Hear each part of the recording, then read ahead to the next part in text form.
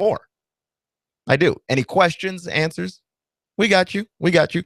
And of course, how can you listen to this show? Well, if you're not in your car listening on the radio, you can listen to us on the TuneIn Radio app. Download it to your phone. It's absolutely free. Search Hot News Talk Radio, give us a follow, and press play, and you'll have Hot News Talk Radio everywhere you go. It's in the Apple Store. It's in the Google Play Store. You have no excuses. It's on both.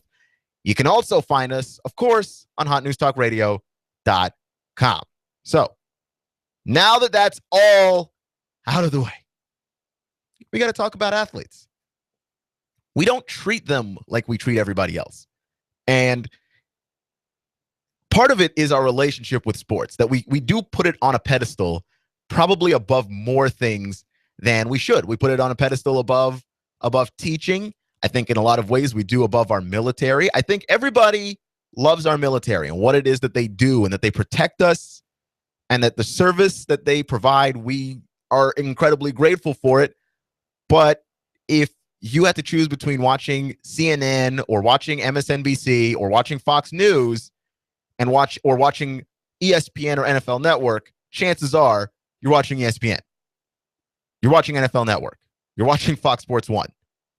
Like, you just have those options and you take them. It's entertainment. Entertainment is something that is easier. It's more accessible. It's more palatable. And so when athletes do things that are not palatable, they do things that are not in the vein of what we would consider normal society, we have different ways of treating different athletes. And it's amazing because it just depends on likability. If you're likable, you get a pass for some stuff that a less likable person wouldn't. If you're unlikable, you get flack for some stuff that a more likable person wouldn't. The Super Bowl is probably the best example of this. The way that we treat Peyton and the way that we treat Cam, completely different because we like Peyton and we don't like Cam. And so we treat them differently. Cam Newton had the indiscretions in college. He stole the laptop. He may have plagiarized on a paper. Things like that. We never let him forget. We never let him forget. Peyton Manning is involved in a sexual assault case at the University of Tennessee when he's in college. And we forgot easily. We forgot by the time the draft rolled around, okay?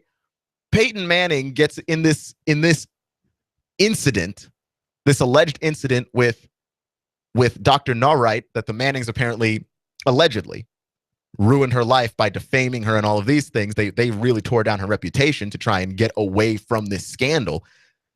But when we were talking about whether or not Peyton Manning should be drafted number 1 or Ryan Leaf, the things that were cited about Ryan Leaf were he's got character problems.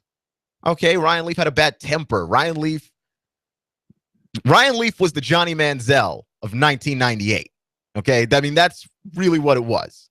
Ryan Leaf was that time period's Johnny Manziel. And you're looking at all the character concerns with Ryan Leaf and going, well, he's a talented football player. He's got a heck of an arm. It's strong. He's going to be a great football player. And there was a point where it was a toss-up between Manning and Leaf. Obviously, all those years later, Manning's got 2 Super Bowls. Leaf didn't end up even staying in the league, would be later arrested while he was out of the league on multiple occasions for, different things that just ended up going wrong in his life.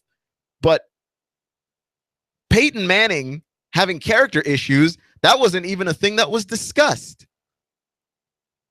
There was a scout that's famous for saying he knew Ryan Leaf was going to be a bust because he talked to the way that Ryan Leaf treated equipment managers. He talked to coaches and assistant coaches and equipment managers and behind the scenes staff people, and Ryan Leaf treated them terribly. But we don't think about the fact that there was a female trainer that Peyton Manning treated terribly.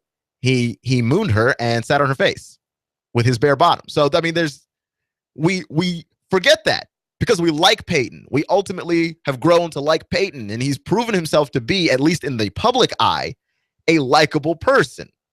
okay, that even any stories that you get about the arrogance of Peyton Manning, and there are many stories about Peyton's arrogance. It's interesting because you see Peyton and you think humility more so than Cam.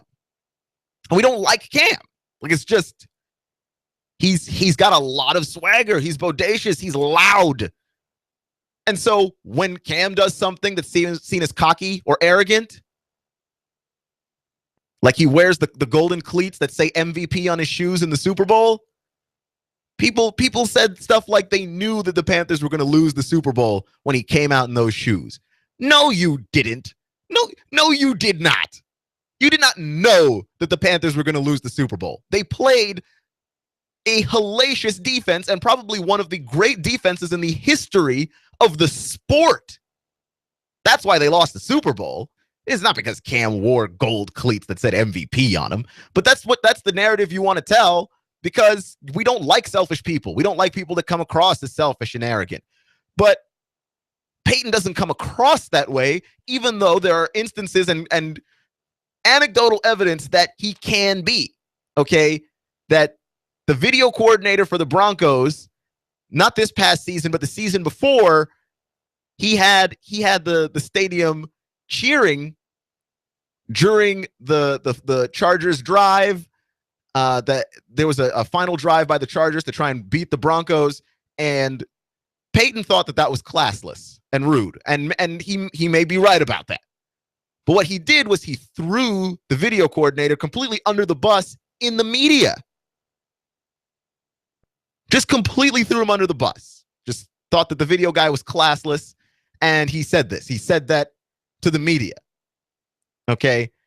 When Mike Vanderjagt, the old Colts kicker, missed a field goal, and Mike Vanderjagt, of course, had a mouth on him. Mike Vanderjagt could run his mouth and talk and be annoying.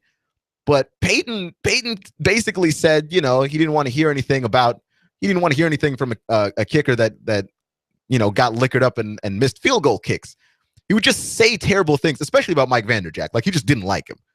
Okay? Well, that's not a team-oriented way to handle that. That's not the humble way to handle that at all. We give him the pass. He's Peyton. Choose another example. Michael Jordan. Michael Jordan, there are a plethora of stories about how Michael Jordan is one of the rudest people ever. He's just not nice to people who he meets. That there are people who worked at his restaurant in Chicago, and I've spoken to a few of them, and they don't like the way that he treated them. Basically ignored them, acted like they didn't exist, ordered them around, and not in a way that gave them any respect or any dignity. But we like Michael Jordan, so we look the other way on that. So, like, when you see this story coming up, there's on one hand, you're just like, okay, this is bad. Okay, sexual assault, sexual violence, the lack of respect for anyone based on their sexuality is wrong. But you're already starting to hear people go, but that was 20 years ago. So what? We like Peyton. And I'm a huge Peyton Manning fan, by the way. Like, I'm not talking down to anybody. I am the biggest Peyton Manning fan. I've been watching him since he was drafted. He's been my favorite quarterback for his whole career. So I understand, but we shouldn't look the other way on this. It wasn't just 20 years ago. It was 20 years ago, but it still matters. And the fact that the Mannings, Peyton and Archie, as it's being reported, went to great lengths to bury this story multiple times, goes to show you that I don't think that they want the consequences and repercussions of this. And you don't get to run from those consequences. Okay? If everything is true, there's a report that came out that there's certain documents, okay, involving this case that were redacted. You're not allowed to see them. And we don't really go into why. You're just not allowed to see them. Some incidences in the case, because the case where Peyton sat on the trainer's face was 1996. In 1994, there was an incident that in the documents is blotted out. Okay, you just don't see it. And everybody wants to know what happened in 1994. It's almost like the Watergate scandal and Richard Nixon. And when they go back through the Richard Nixon tapes, Richard Nixon had some tapes where he was like unfiltered tapes. He's talking to his advisors, he's talking to friends, and all of these things got recorded. But then there's about 12 minutes missing. There's about 12 minutes missing on one of those tapes.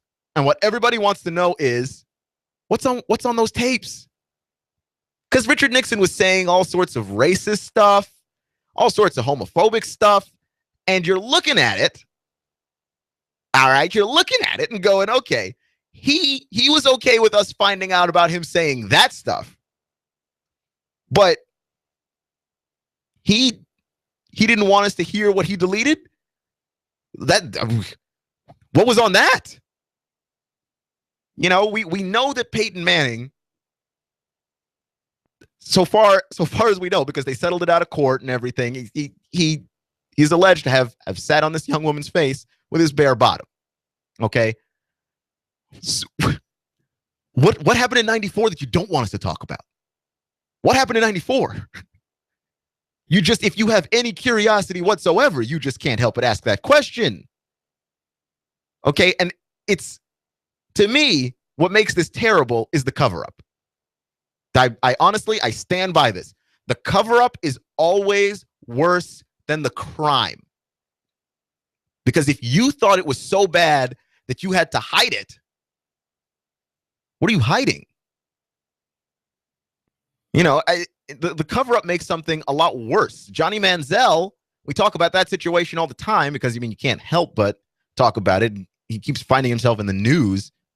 But part of the reason why Johnny Manziel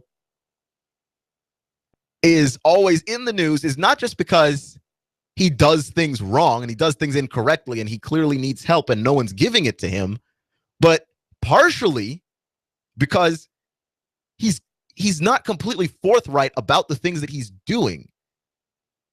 There's a party, he was allegedly there, he could own it and say, I'm sorry, but he'd rather say, no, I wasn't there. That's not me. Johnny, just say no comment. I don't want to talk about it. I don't have to talk about it. No, he goes, no, that's not me. I wasn't there. It's like, dude, the music in this club right now that you've been videotaped in, that's recent music. No, that was last year. Really, Johnny? Johnny Manziel may or may not have beaten up his girlfriend, and none of the evidence about that is forthright. Johnny's got one story, the girlfriend's got another story, the police report is yet another story, and you're just very confused. But one thing is certain, Johnny's not telling the truth. You don't know about which details, but he's not telling the complete truth. And the hiding makes it worse, and the hiding makes the story stick around longer. Okay, there is a verse in the Bible, and it says, be sure your sins will find you out. You will always be caught. Okay, there's no situation in which you will not be caught. It's just a matter of time. Okay, we didn't talk about Peyton Manning in this story for years. You want to know how I know this? Because when the Buccaneers were going to draft Jameis Winston in last year's NFL draft, everyone was talking about the character concerns about Jameis Winston. Jameis Winston himself had a sexual abuse case that the university paid to help go away. Jameis Winston was caught stealing crab legs from a Publix. Just weird stuff with Jameis. And people were saying, you know what, Jameis is probably going to be fine. And the reason why we know Jameis is going to be fine is look at Peyton Manning. So I looked up the story of Peyton Manning because I knew he had gotten into some trouble in college, but I didn't really look into what. So I look it up, and this is about, April of last year. I look it up, and there's Peyton Manning in this article in USA Today. The USA Today article is from like 1998. And that was the most comprehensive story done on that incident. That was the most comprehensive that story had been covered. One article in 1998 in USA Today. One. So we just went ahead and just forgot that whole story. We just let it all go. And I mean, part of it is, again, Peyton went through great lengths to make sure that it didn't get out. But like, and he also got lucky, right? Before the age of Twitter and YouTube and Facebook and MySpace, you don't get to have that kind of story hidden without a little bit of luck. And part of the luck there was just the story predates the media as we know it today. Social media did not exist. No one was going to be accusing Peyton Manning of things in chain emails. Okay, it just wasn't going to happen. We're not going to have Peyton Manning being accused of things on Usenet. It was not going down that way. Chat rooms and things, you know what I mean? So the story went away, and it was easier for it to go away because, on Twitter, things happen to you, and hey, people tell you things that you don't want to hear on Twitter while you're talking. I get messages on Twitter while I'm doing this show. People don't agree with me and don't like me. You can follow me on Twitter at SportsCloud. That is my personal Twitter handle if you want to also be one of those people. Or the other kind of person that tells me nice things. There's not too many of those. Not a lot of those folks. But either way, if you want to react to something, you have an avenue to do that nearly instantly. And Peyton Manning was not a product of that necessary environment. And so he was able to help bury a story that, honestly, Peyton Manning is graduating from the University of Tennessee in 2013. That story is a huge deal. And maybe we don't see the same career. In fact, I wouldn't go so far as to maybe. I believe we wouldn't have seen the same career. Because your leash tends to get awful short when people know you've got a past. That's just the way it goes. You've got a history of making mistakes. There's only so many people that are willing to take risks. And even in the NFL, where the risks that people are willing to take on you are outweighing the things that you have done in the past based on your talent level. Okay, this is why a Junior Gillette can go to the Redskins despite being involved in off-the-field issues. This is why a Greg Hardy can go to the Dallas Cowboys despite being involved in off-the-field issues involving domestic violence, which is something the NFL specifically wants to crack down on after Ray Rice.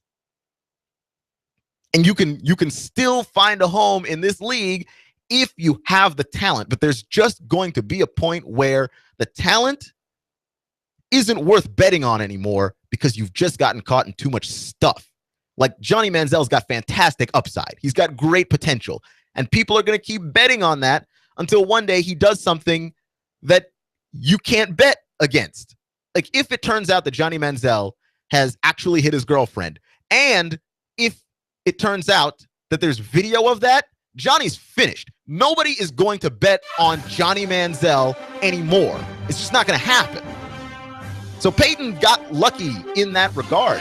And I think he continues to ride that because the time we spent not knowing about this case, we've chosen to like him. And once we like him, we can get away with anything, really.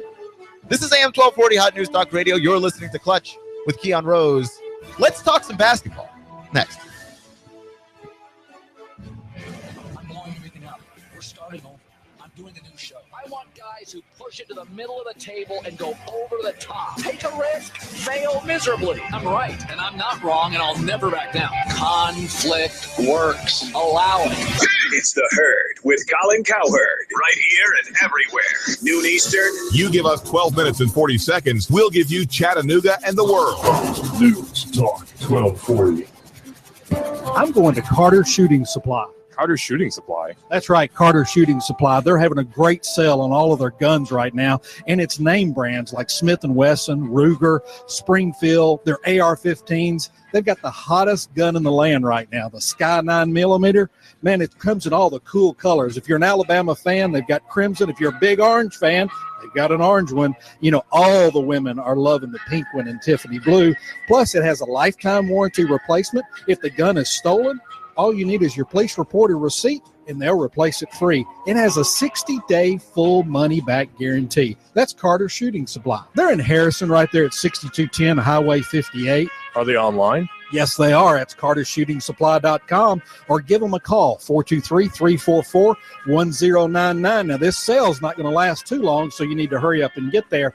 And they do have a great indoor shooting facility. You can get your Tennessee handgun carry permit also. That's Carter Shooting Supply, 423-344-1099.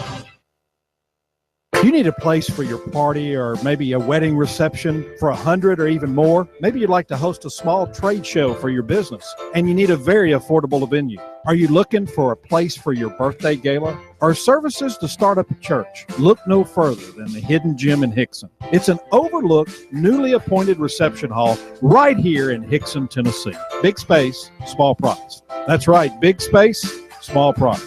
Call Mr. Chu and ask for a tour.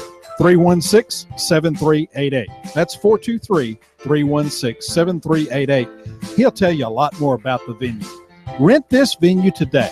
Just call 423-316-7388 and ask for Mr. Chu. Hello, I'm Mike Little, candidate for criminal court judge with 25 years of criminal court experience, which makes me the most qualified candidate. The experience I have gained from handling over 4,000 cases in state and federal court has equipped me with the ability to be fair, impartial, and independent. As your next criminal court judge, I will focus on keeping Hamilton County safe. I view this position as a public service and will strive to improve the daily operation of the court. I humbly ask for your trust and vote in the March 1st Republican primary. Paid for by the committee to elect Mike Little. Barry Abbott, treasurer. Showers will move off to these pretty quickly through the nighttime hours. Overnight lows into the mid and upper 30s. For your Wednesday, after morning clouds, lots of afternoon sunshine will make it feel better. Highs up around 50. For Thursday, after a chilly start, more sunshine, warmer highs, upper 50s. Join us for a great worship experience at Abba's House in Hickson, featuring inspiring messages by Pastor Ron Phillips and activities for all ages. Services start Sunday mornings at 10:30. More at abbashouse.com. And I'm George 12 Chief Meteorologist Patrick Ward. On AM 1240, Hot News Talk Radio. When the weather turns bad, turn to AM 1240 Hot News Talk Radio. On the net, hotnewstalkradio.com. Follow us on Twitter, YouTube, and Facebook. From the Hot News Talk Radio Weather Center. Chattanooga, we've got you covered. When the weather turns bad, the Tennessee Valley turns to Hot News Talk Radio. Go, go, go, go, go, go. You give us 12 minutes and 40 seconds, we'll give you Chattanooga and the world. News Talk 1240. AM 1240 Hot News Talk Radio with your Hot News Now update.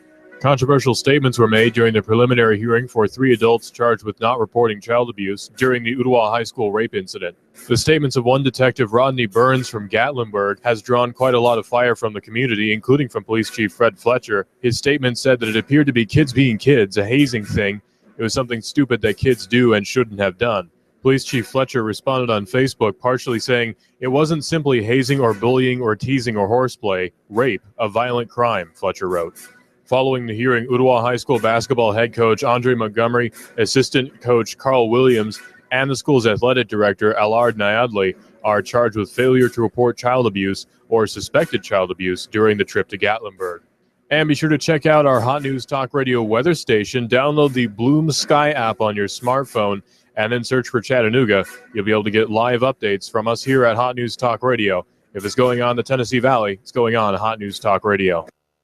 Hot News Talk 1240.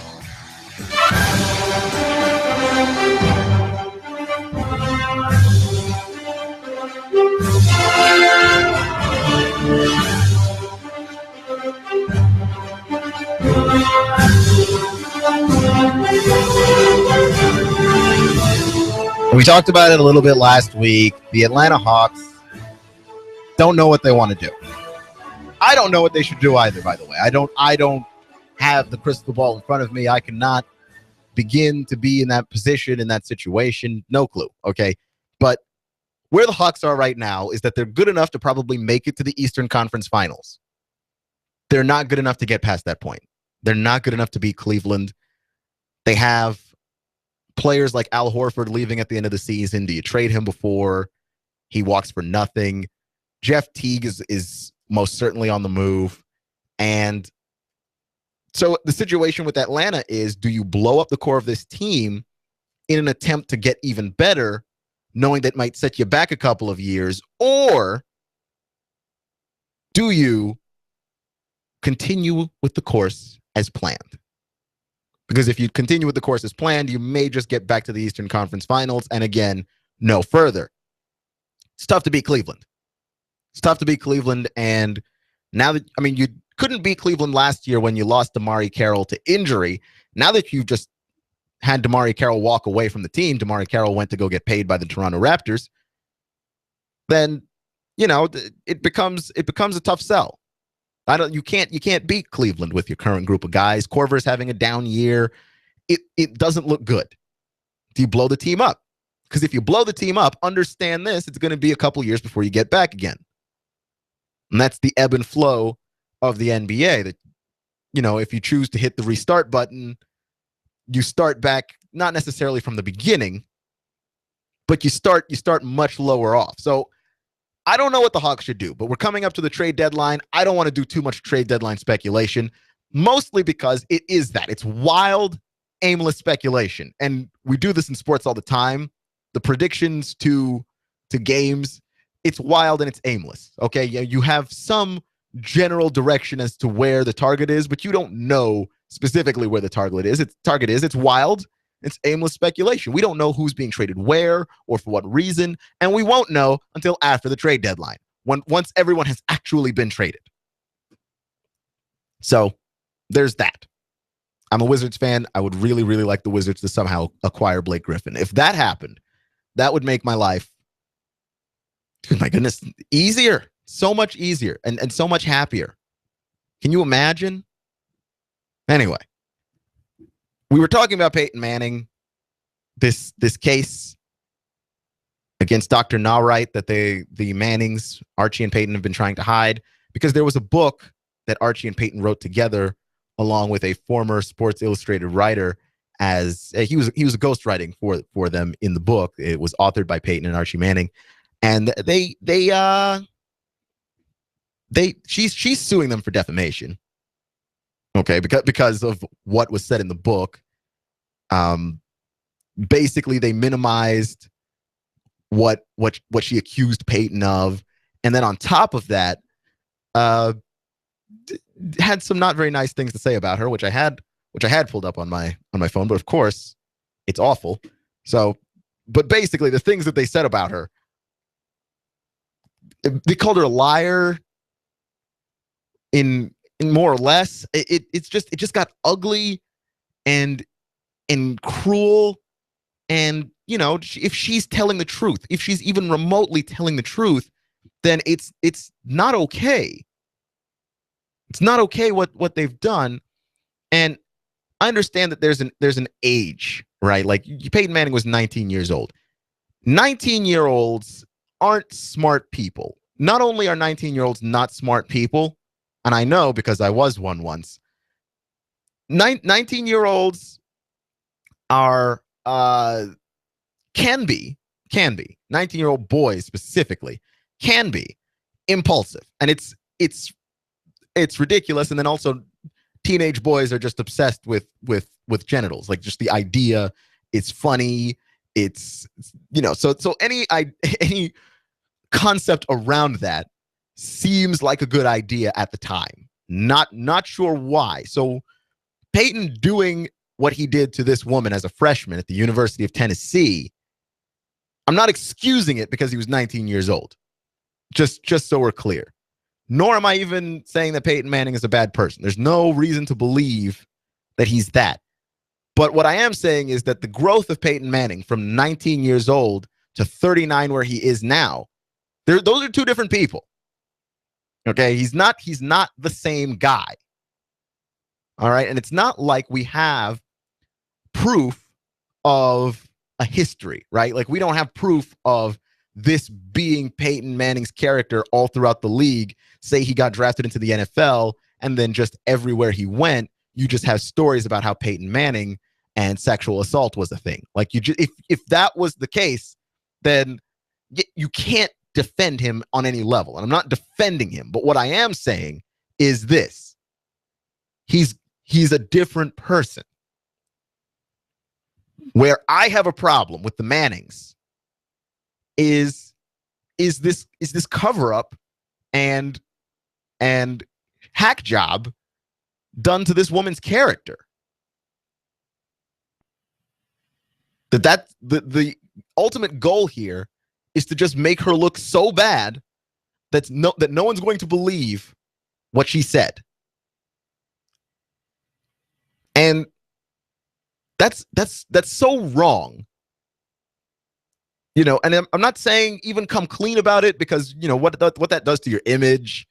And Peyton Manning shilling us Budweiser at the end of the Super Bowl, Peyton Manning's not going to damage his image, because your image is your paycheck, especially when you retire from the league, which he may or may not do.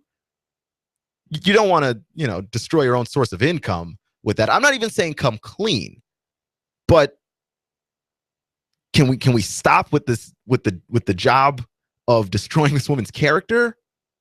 Because that is reprehensible. It is wrong. It's gross.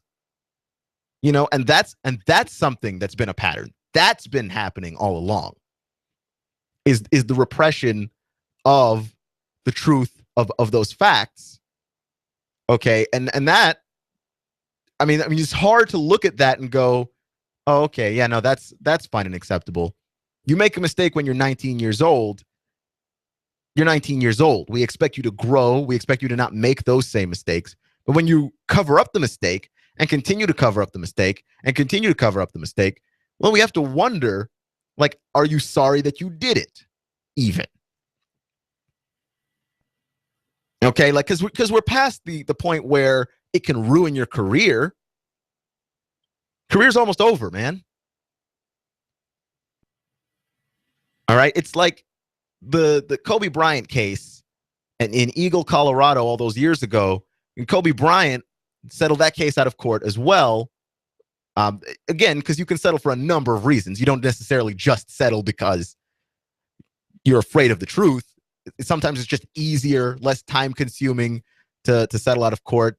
You don't get your name dragged through the mud constantly, so you settle out of court. But with that case, you don't have Kobe continuing to go after the woman who accused him and her character and continue to try and bury her, because that would be wrong. Then it becomes something that's incredibly wrong. It's not, okay, you were young and you needed some growing up to do. Now it's just, you knew what you did. You knew it was wrong, because that's why you're trying to hide it. And you're not just trying to hide it, you're trying to silence her. So whatever it is that you think that she's going to say scares you. Okay? I mean, it's just that simple. So there we go. That's the rain on the parade. This is AM 1240 Hot News Talk Radio Clutch with Keon Rose. I'm Keon Rose. Thank you for joining me today, giving me just a little bit of your time. You can find us here at Hot News Talk Radio on Facebook and Twitter and YouTube. All you have to do is search Hot News Talk Radio up at the top there. They got a nice little search bar. We are the first thing that comes up on all of those platforms. If you'd like to listen to us outside of your car, we'd love you to do so. And you can do this two ways. One, hotnewstalkradio.com. Boom. Simple. You're welcome. The second way is the TuneIn Radio app. It's absolutely free. If you have an Android phone, you can find it in the Google Play Store. If you've got an iPhone running that iOS, well, you're still in the clear. It's in the Apple Store. Give it a download. Search Hot News Talk Radio. Give us a follow. Press play. And you'll have Hot News Talk Radio everywhere you go. So there you have it. I want to talk a little bit more basketball, but I'm worried. I'm worried about wild, aimless speculation, because it makes me upset. Because I don't want to be the person that's just throwing stuff at the wall to see what sticks. I have been a fan of sports media my entire life, and I'm sure that it annoys you as much as it annoys me that they're just guys that report stuff. Okay, I think the big thing, a lot of people are very skeptical of a Chris Broussard, let's say, because it's just like he reports stuff And then if it turns out to be wrong, then it's wrong. But if it turns out to be right, whoop, whoop, we're just tooting our own horn. Look at how we got this correct. And you're just like, really? That seems dubious. I don't like that. Just morally sketchy. There's a little bit of shade there going on. So I want to avoid that. But the world of fighting has got another storyline. I don't watch the Ellen DeGeneres show. I have this very strong sinking feeling that I am not the target audience of that show. But Ellen is, legitimately a cool, funny person for just the times that I've seen her doing things, but when she hosted the Oscars, I don't remember what award show she hosted, but that was funny. She's funny on Twitter. So I understand the appeal of the show. It's just not directed at me. But Ronda Rousey was on the Ellen DeGeneres show, and she had some interesting things to say. It was a really eye-opening, really cool moment on the show where Ronda Rousey opened up. She got vulnerable, which to me, the fighters don't do stuff like that. Fighters do not do stuff like that. Male fighters definitely wouldn't have. But with Ronda, Ronda strikes me as the kind of woman who probably wouldn't have done that, but then she did. And I think we're just all the better for that interview. She talked about how when she fought Holly Holm and lost to Holly Holm, and she was, going to the hospital, and she was contemplating suicide because, nobody cares about her without fighting. That was her feeling, that without the ability to fight and fight well, nobody would give a rip about her. And she felt, like killing herself until she saw her boyfriend, and she's like, no, I got to stay alive for him. And she broke down crying, and those moments of vulnerability, it just got me thinking this, along with the Peyton Manning thing. We don't treat athletes like people. We really don't treat famous people like people, but athletes specifically, we really don't treat like people. And Ronda Rousey being all open and vulnerable, that's a risky thing, because it's very easy to see where online, when people get together around the water cooler, where they're going to talk about this and talk about it with skepticism. We don't see athletes as human beings, where you could go, okay, Ronda Rousey's been in a bunch of movies. She's super talented. She's not hurting for money. What's she suicidal for? Well, I mean, money doesn't make you happy. You hear it all the time. And I think by not having money, when you get money, you feel a little bit better. You would assume that if you had even more money, you'd feel a whole lot better. But that's not how it works. There's not a relationship between happiness and joy and having money. But we see someone who's doing better than us and assume they must be happier than us. But happiness doesn't come from that place. She seriously questioned her self-worth in that moment. She also talked about in the interview the first punch she took from Holly Holm knocked her out on her feet. She was conscious, but she didn't have spatial awareness. So she was trying to pretend like she did, but she didn't. She didn't really know how far her hand was from her face. She didn't know how far Holly was from her hand. And so she got pushed around in that fight, certainly. But I didn't realize it was that bad. I think she did a really good job of making it not look as bad as it did, because I watched the highlights of that fight, and there is no way to look at that and go, no, in the first round she's unconscious. Now, she did fight poorly in the first, but that was just, fighting poorly. No, she got knocked out on her feet, and she admitted all of these things, and that's so huge. That's very big of her to do. That's very big of her to do, because that's not something that just anyone would have done, especially when it comes to the thoughts of committing suicide and being suicidal, which, by the way, there are suicide hotlines. I encourage you to Google those. Look those up. Use your phone, use your computer, use whatever, if those are feelings that you're having. Because again, you feel like, okay, I'm in a position where I shouldn't feel these thoughts, but they come and they creep in. And I'm going to be honest with you. I feel like I've learned a lot in life to say, like, I've been there. I've been in a place where I didn't want to be around anymore. I'm trying to get a job where I stand around and I talk about sports all day. And when I'm not talking about sports, I'm preparing to talk about sports. That is an amazing job. Why on earth would anyone want to kill themselves? Well, happiness doesn't come from that. It doesn't. So if you need help, if you need to talk to somebody, I know there are a lot of stigmas attached to that. Forget the stigmas. Shove them off to the side, honestly. Get help if you need it. Okay, I'm going to take this little soapbox here to say that. You need help, go get it. If you need to talk to somebody, talk to somebody. If you feel like you might harm yourself, call a suicide hotline. Okay, just do it. Because we don't see a lot of situations where athletes expose themselves to us like that. And when they do, a lot of times, often, we can even be capable of criticizing them and being overly critical of them for that. For instance, let's take Arian Foster, Houston Texans running back. He brought up a great point about how, again, we don't treat athletes like people. If a team cuts a player, okay, if a team cuts a player, it's a business decision. Like, right? Like you don't look at the Texans cutting somebody, or you don't look at the Falcons or the Titans cutting somebody and going, yeah, you know what? They really had it in for that guy. Usually it's just a business decision. We've got a X amount of space in the cap.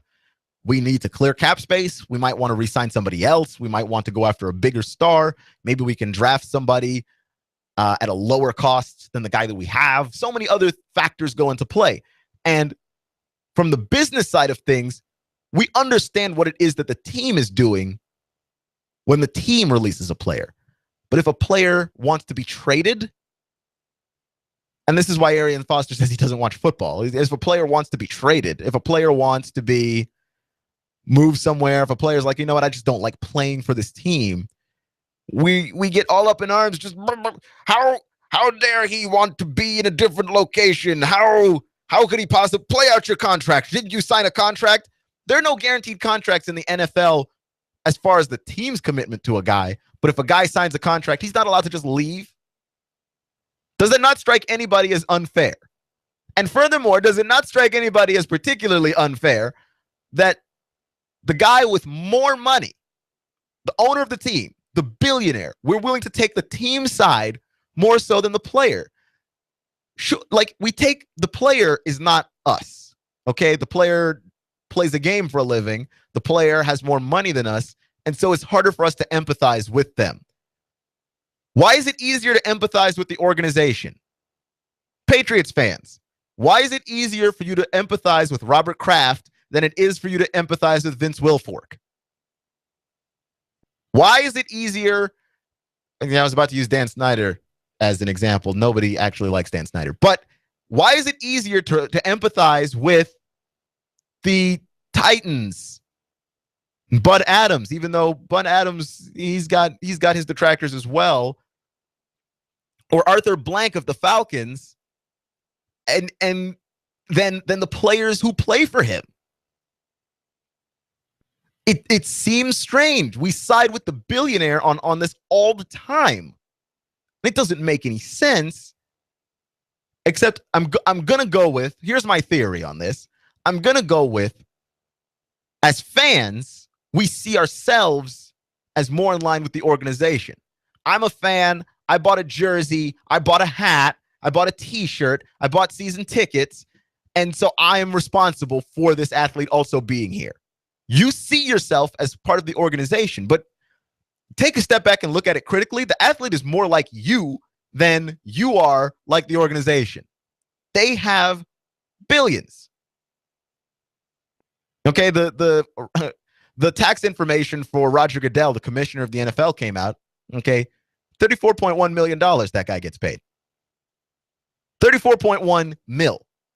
And people are all up in arms about, him getting paid all that money, which, by the way, I don't see that as a big deal. $34.1 million for what he does, which is basically handle PR nightmares day after day after day. That seems like pretty fair compensation to me. But also, the men who are his bosses are the 32 owners of the NFL. Those are the men that got together and compensated him $34.1 million. Yet we get mad at Roger Goodell, who, sure, you may not like him for whatever reasons. Roger Goodell is more like you than Jerry Jones is like you. Roger Goodell is more like you than Arthur Blank is like you. But for whatever reason, it makes more sense to people to hate on Roger. Roger Goodell is more like me than those guys, even if we're just going to go financially, okay? Because he's still beholden to them. Like, he still has bosses. You have bosses. I have bosses. He's still beholden to people. The guys that are paying him, the guys that we seem to like so much, that we support the team, and we support the team no matter what, without really even thinking, those guys, yeah. We side with those guys. The guys that are capable of paying another man $34.1 million. We hate the guy that gets the 34.1 mil, and we side with the guys that make billions, don't work for anybody, are so rich they can afford to have an NFL team where they pay people millions of dollars to run that team and be that team. Yeah, those are the people we side with. That's cool. I do it all the time. You know who I don't like? Redskins fan, Albert Hainsworth. I don't like Albert Hainsworth. Albert Hainsworth collected a very large paycheck from the Washington Redskins, didn't try hard, and then ended up being cut by the team. And then later blaming the team for ruining his love of football because he couldn't get in shape and play. There's a lot of bitterness for Albert Hainsworth from me. And who did I side with? I sided with the team, even though Albert Hainsworth is more like me, the $100 million contract and all, more like me than Dan Snyder, who pays him. Isn't that weird? And so we treat athletes like they're not people.